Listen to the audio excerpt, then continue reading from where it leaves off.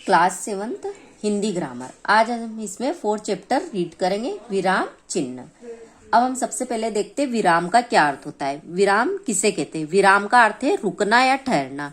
किसी भी भाषा को बोलते समय बीच बीच में या अंत में हम कुछ क्षणों के लिए रुकते हैं, अर्थात एक भाव की अभिव्यक्ति के बाद कुछ देर के लिए रुकते हैं। यह रुकना ही विराम कहलाता है। अर्थात विराम का अर्थ होता है रुकना या ठहरना। जब हम कोई भी भाषा को बोलते समय बीच बीच में या अंत में हम रुकते हैं कुछ क्षणों के लिए, तो हम उसको क्या कहते हैं? वो विराम कहलाता है।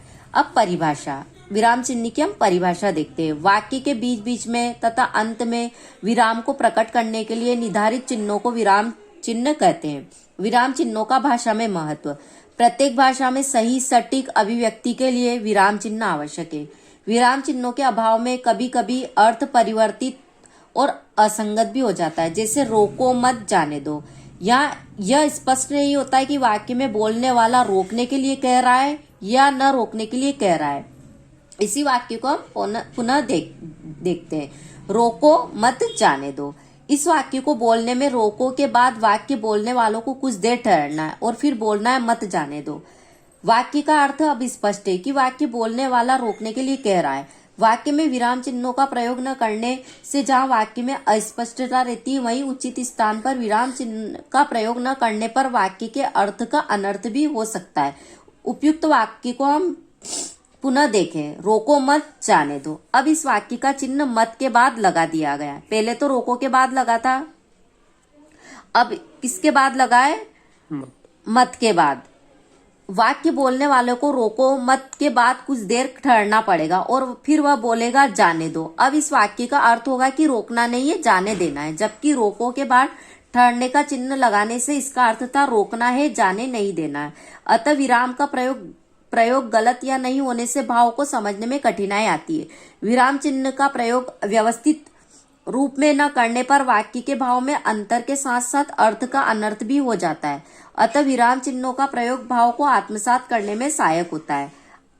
आजकल हिंदी भाषा में व अंग्रेजी भाषा से कुछ लिए गए विराम चिन्ह इस प्रकार है। यहाँ पे ये विराम चिन्हों के नाम है। पहला है अल्प विराम, दूसरा अर्ध विराम, तीसरा पूर्ण विराम, चौथा योजक चिन्ह, पांचवा निर्देशक चिन्ह, छठा विवरण चिन्ह, सातवां प्रश्न सूचक चिन्ह, आठवां विस्मय या संबोधन चिन्ह, नौवां उद्धरण चिन्ह, 10वां कोष्टक चिन्ह, 11वां लोप चिन्ह या अपूर्णता सूचक चिन्ह, 12वां संक्षेप सूचक चिन्ह, 13वां समानता सूचक चिन्ह, 14 परिणति सूचक चिन्ह, 15 हंसपद चिन्ह। अब हम देखते पहला अल्प विराम। अल्प विराम पढ़ते या बोलते समय थोड़ा रुकने के लिए अल्प विराम का प्रयोग किया जाता है, जैसे सीता। अब इसमें सीता में क्या लगा हुआ है? अल्प विराम। गीता और सुनीता, यह सुंदर वृक्ष है, वृक्ष के यहाँ पे अल्प विराम है। जो तुम देख रहे हो अशोक का है। अब हम दूसरा देखते हैं अर्ध विराम। जहाँ अल्प विराम से कुछ समय अधिक रुकना हो वहां अर्ध विराम का प्रयोग किया जाता है। अल्प विराम तथा पूर्ण विराम के बीच का चिन्ह है, जैसे वे गुरुजी के प्रवचन में मग्न है। ये जो चिन्ह है, ये के बाद अर्ध विराम का चिन्ह है। भला जल्दी कैसे आ सकते हैं। अब तीसरा है पूर्ण विराम। जहां वाक्य पूर्ण हो जाता है वहां पूर्ण विराम का प्रयोग होता है, जैसे वह मेरठ गया है। अब हम चौथा देखते हैं योजक चिन्ह। योजक का अर्थ है जोड़ने वाला। जो चिन्ह दो पदों को आपस में जोड़ता है वह योजक चिन्ह कहलाता है। इसे समास बोधक चिन्ह भी कहते हैं, जैसे माता पिता। माता पिता के बीच में क्या लगा? योजक चिन्ह। सीताराम, सीताराम के बीच में क्या लगा? योजक चिन्ह। पांचवा निर्देशक चिन्ह। यह योजक चिन्ह से आकार में बड़ा होता है। विषय विभाग संबंधी प्रत्येक शीर्षक के वाक्यों, वाक्यांशों अथवा पदों के मध्य समय या भाव को विशिष्ट रूप से व्यक्त करने के लिए इसका प्रयोग किया जाता है, जैसे नेताजी सुभाष चंद्र बोस ने कहा। निर्देशक चिन्ह, तुम मुझे खून दो मैं तुम्हें आजादी दूंगा। अब हम छठा देखते हैं विवरण चिन्ह। कोई भी विवरण देने के लिए विवरण से पूर्व जो चिन्ह लगाया जाता है उसे विवरण चिन्ह कहा जाता है। जैसे वचन दो होते हैं, एक वचन, बहुवचन। हमने देखा कि वचन दो होते हैं। अब इसके आगे कौन सा चिन्ह है? विवरण चिन्ह।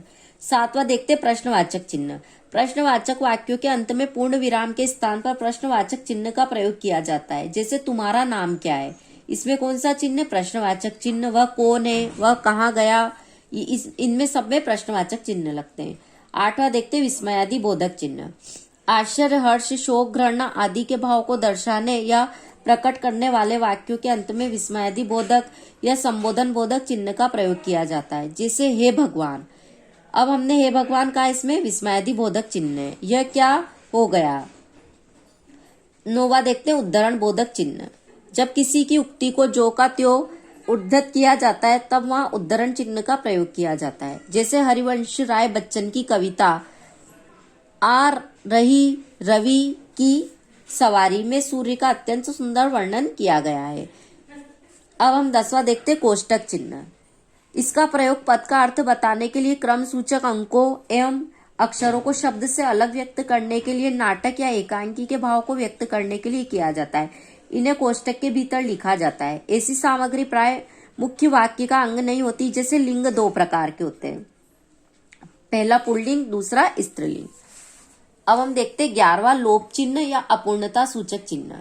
समय या स्थान के अभाव में जब पूरा उद्धरण न देकर उसका कुछ अंश छोड़ दिया जाता है तब उस छोड़े गए अंश के स्थान पर लोप चिन्ह या अपूर्ण चिन्ह लगाया जाता है, जैसे कविताओं के उद्धरणों के बीच में से छोड़े गए भाग के स्थान पर लगाया जाता है, जैसे राखी मुख पर घूंघट डाले। ये जो क्रॉस का है ये क्या है, लोप चिन्ह या अपूर्णता सूचक चिन्ह है। चुपके से तुम आए। अब हम देखते हैं ख वाला, गद्यात्मक उद्धरणों में छोड़े गए स्थान पर ऐसा होता है, भूख और निराशा की स्थिति में तुम अपनी कल्पना करके देखो, जैसे घट में एक ही राम रमते हैं। अब हम देखते 12वां संक्षेप सूचक चिन्ह। शब्दों को संक्षिप्त रूप में लिखने के लिए इसका प्रयोग किया जाता है। इसके लिए संक्षिप्त शब्द के बाद शून्य के चिन्ह, ये शून्य छोटा का प्रयोग किया जाता है, जैसे प्रोफेसर में हमने प्रोफेसर पूरा नहीं लिख के प्रो लगा के छोटा सा शून्य का चिन्ह लगा दिया, तो ये संक्षेप सूचक हो गया। डॉक्टर में डॉ, मेरठ विश्वविद्यालय में मेरठ वी इनमें संक्षेप सूचक चिन्ह है। 13वां देखते समानता सूचक चिन्ह। समानता सूचक चिन्ह जो इक्वल का चिन्ह लगा हुआ है। जब एक वस्तु की तुलना या समानता दूसरी वस्तु से प्रकट की जाती है तो दोनों के बीच में समानता सूचक लगा देते हैं, जैसे 1 मीटर बराबर 100 सेंटीमीटर, तो ये जो इक्वल का चिन्ह लगा हुआ है ये समानता सूचक का है। 14 देखते परिणति सूचक चिन्ह। किसी वर्ण अक्षर के विकास की दशा का बोध कराने के लिए परिणति सूचक चिन्ह का प्रयोग किया जाता है, जैसे नृत्य, नच, नाच। हंस पद चिन्ह। लिखते समय वाक्य में जब कोई अंश छूट जाता है तो छूटे हुए स्थान पर हंस पद का चिन्ह लगाकर छूटे शब्द या अंश को ऊपर हाशिए में लिख दिया जाता है, जैसे प्रेमचंद जिस हिंदी के, अब ये महान शब्द छूट गया था तो इसमें हंस पद का चिन्ह लगा। उपन्यासकार थे। वचन प्रकार के होते, तो इसमें 3 छूट गया था तो इसमें हंस पद का चिन्ह लगा के इसको हमने सही किया। वचन 3 प्रकार के होते हैं। ये चैप्टर हमने पूरा रीड कर लिया है।